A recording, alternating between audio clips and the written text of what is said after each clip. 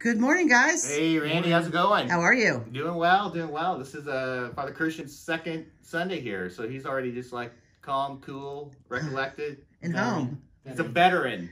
So, you loving it? Yeah, it's been great. Truthfully, really? Have you been anywhere, done anything with parishioners or? Yeah, I feel like, well, maybe this is my 10th day here, and I had 9 days of doing all sorts of stuff. Oh, that's awesome. And then 1 day off, so it's been perfect. Yeah. Perfect. Yeah, he's fitting right in, so it's been good, and we're taking it slow as far as like introducing him into the different parts of the parish. So, but he's you do have 3 years of priesthood experience, so that the memory of those experiences guide you and direct you, which leads me into the importance of memory.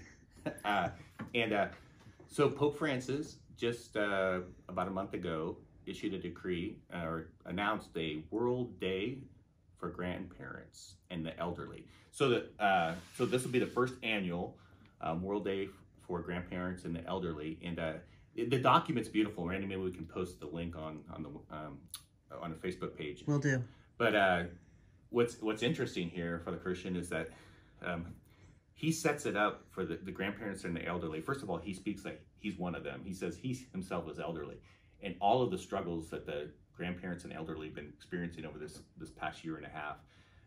And he really describes, you can tell he connects and understands what they've been going through, like being separated and isolated from their families and from touch, and it's just been really hard, deaths. But what was cool in it is like how he's been doing everything is framing it in mission. And he speaks to grandparents and the elderly is that they have a very important mission right now.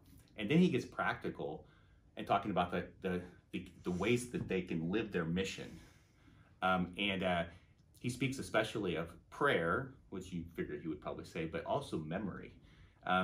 He says that it is the mission of grandparents and the elderly to be sharing their story. If you kind of notice like what's going on right now, even in our world, is like it's this movement to erase memory. Like everything that was in the past is bad, right? And so all there is the present, and it's really ends up kind of being a denial of Christ, because Christ works in every generation, right? His grace, and so recognizing and passing that on is a powerful tool. And this movement to erase memory is really diabolical. It's exactly what Satan wants, because it separates us from the living Christ.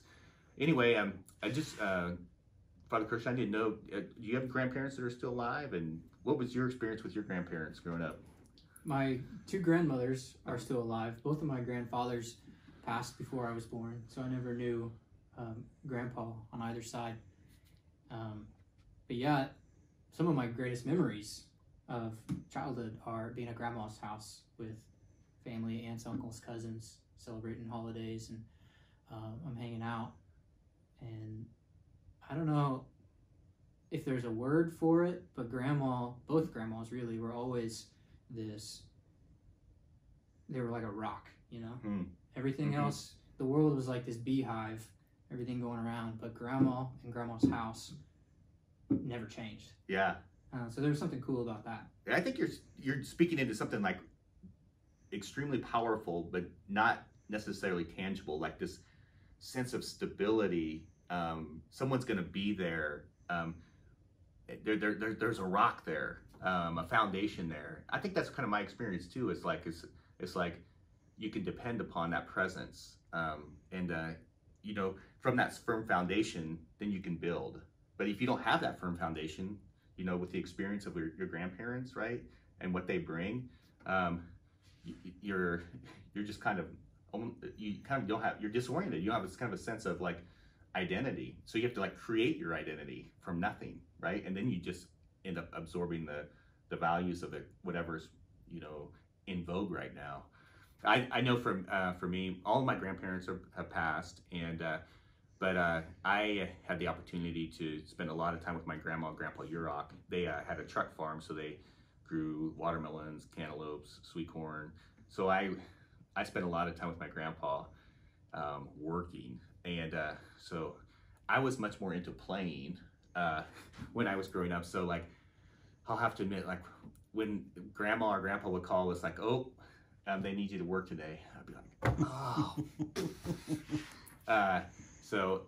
But I remember like my grandpa being in his, his 70s, and how he'd be out in the corn patch. It was hot, and we'd be picking corn, and I'd be helping carry buckets. And it's like, just the resilience and the toughness and just his connectedness to the earth.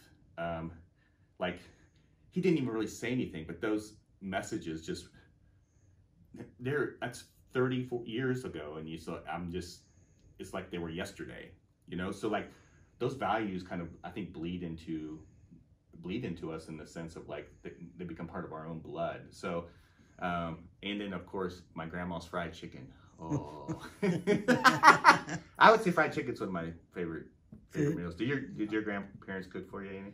Yeah, they're pretty flexible though. Yeah. All sorts of good stuff, good desserts. Both grandmas always had candy. Of course, like that's what grandmas do. Their little bowls. Yeah. Hard candy. Hard candy? All kinds. Oh, okay. Oh, hard candy, yeah. Chocolate, peanuts, whatever. My grandpa liked to give us licorice. Yes. Pull it out of the cupboard. It was a special 30 treat. years old, licorice.